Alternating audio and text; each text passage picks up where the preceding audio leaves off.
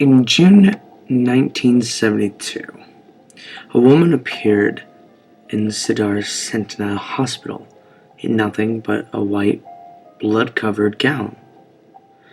Now, this in itself should not be too surprising, as people often have accidents nearby and come to the nearest hospital for medical attention. But there was two things that caused people who saw her to vomit and flee in terror. The first being that she wasn't exactly human. She resembled something close to a mannequin, but had the dexterity and fluidity of a normal human being.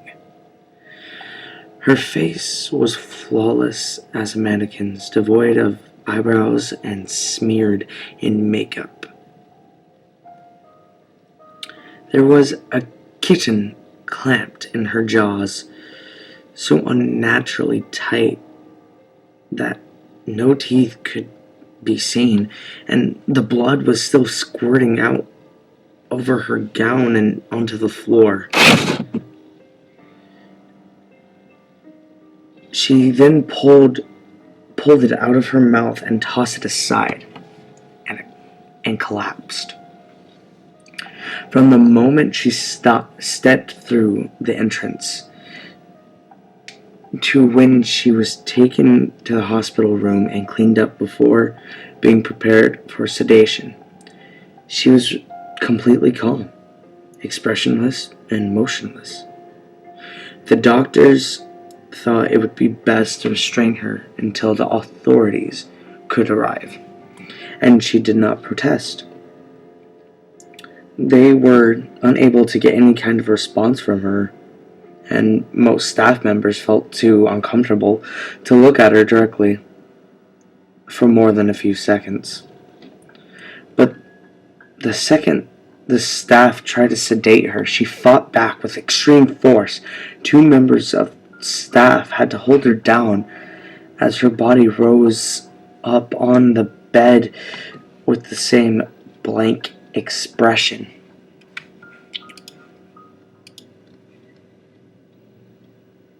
She turned her emotionless eyes toward the male doctor and did something unusual. She smiled. As she did, the female doctor screamed and let go out of shock. In the woman's mouth were not human teeth, but long, sharp spikes, too long for her mouth to close fully without causing any damage. The male doctor stared back at her for a moment before asking, What in the hell are you?" She cracked her neck to her shoulder to observe him, still smiling. There was a long pause. The security had been alerted and could be heard coming down the hallway. As he heard them approach, she darted forward, sinking her teeth into the front of his throat, ripping out his jugular and letting him fall to the floor, gasping for air as he choked on his own blood. She stood up and leaned over him, her face completely dangerously close to his.